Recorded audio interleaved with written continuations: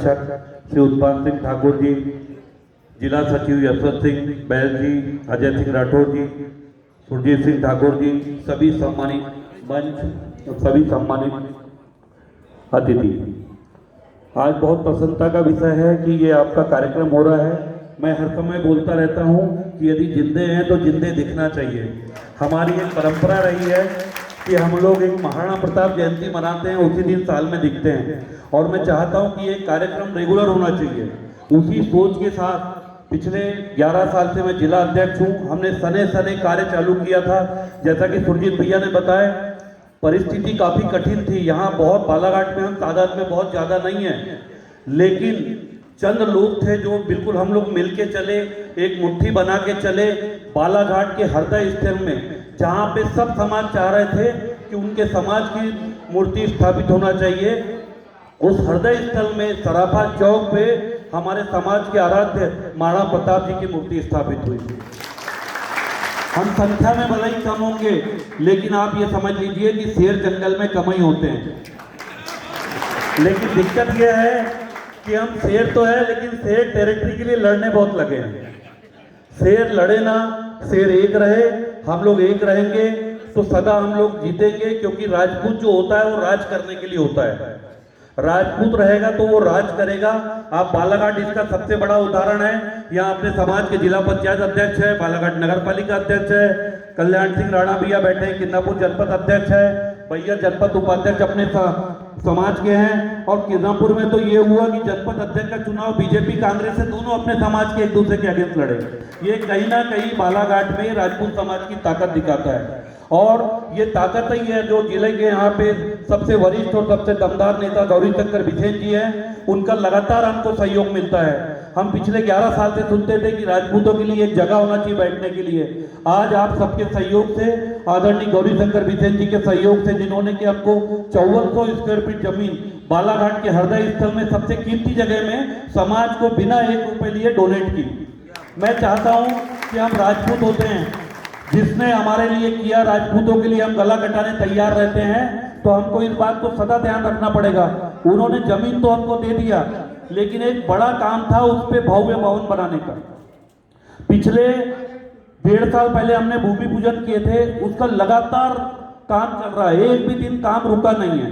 और आप सबके सहयोग से हम ऐसा भवन बालाघाट में बनाना चाह रहे हैं जो आजू बाजू के 10 जिले में इतना अच्छा राजपूत समाज का भवन नहीं रहेगा। लेकिन तब भी मन में एक पीड़ा रहती है। मुझे कहीं ना कहीं लगता है कि हम जब दूसरे समाज देखते हैं, अग्रवाल समाज, जैन समाज, सिंधी समाज, उनकी अपने समाज के प्रति जो प्रतिबद्धता होती है, कहीं ना कहीं उसका राजपूतों में बहुत अभाव है। हम लोग ऐसे तो शादी ब्याह में बहुत खर्चा कर देंगे, सब चीजों में उड़ा देंगे, लेकिन जब समाज की बात आती है तो हमारे जेब में हाथ नहीं जाता है। हमको इस परंपरा को सुधारना पड़ेगा कहीं ना कहीं। क्योंकि मैं अक्सर अपने भाषणों में बोलता हूं कि हम ठाकुर है, हम ठाकुर है। ये समय अब नहीं रहा, बैठने का समय नहीं रहा है, तलवार का समय नहीं है, अब कलम का समय है। अब हमको दिमाग से काम करना पड़ेगा, हमको एकत्रित होकर काम करना पड़ेगा, संगठित होकर काम करना पड़ेगा। वो पुराना ठाकुर गया कि हम बोलते थे एक ठाकुर पूरे गांव पे राज करता है। अभी ऐसा नहीं है, जरा सा हल्ला लगाएंगे पुलिस 151 लगा देगी।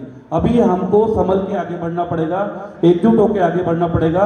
मेरा सभी आप लोगों से निवेदन है, मैं आप सभी लोगों को आमंत्रित करता हूं कि हमारे एक बहुत ही भव्य समाज का जो भवन बन रहा है उसका बहुत जल्दी लोकार्पण होगा।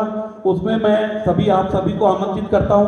हम आदरणीय राकेश भैया से बात हो रही थी, हमने नंद कुमार सिंह चौहान जी जब आए थे बालाघाट में, जब पहला सम्मेलन हुआ था, उस समय भी आपके छपारा से बहुत अच्छी उपस्थिति थी। छपारा सिवनी से हमारे सभी राजपूत भाई आए थे, और हमने कभी भी छपारा सिवनी, जबलपुर, छिंदवाड़ा, ये एक समाज है।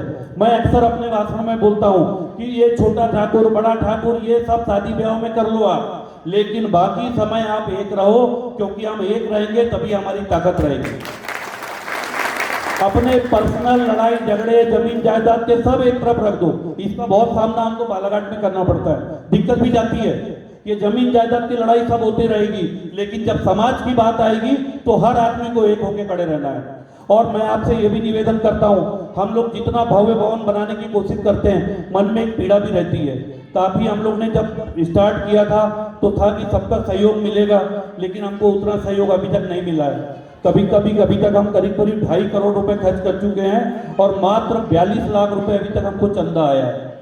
मेरे एक मन में जुनून था कि भवन तो बनाना है, अभी तक मैं 2 करोड़ से ऊपर ज्यादा लगा चुका हूँ, इस आस में कि कभी तो हमारे राजपूत भाई जागेंगे। लेकिन मैंने एक संकल्प लिया था कि काम जब तक भवन नहीं बन जाएगा, काम एक भी दिन बंद नहीं होगा। काम सतत चालू है, मेरे मोबाइल पे फोटो है, आप देखेंगे तो इतना भव्य भवन बन रहा है। मैं आप सभी लोगों से विनती करूंगा कि आप उस भवन में भी सहयोग करिए और सिवनी में भी भवन बनाइए, छपारा में बनाइए, हर जगह बनाइए।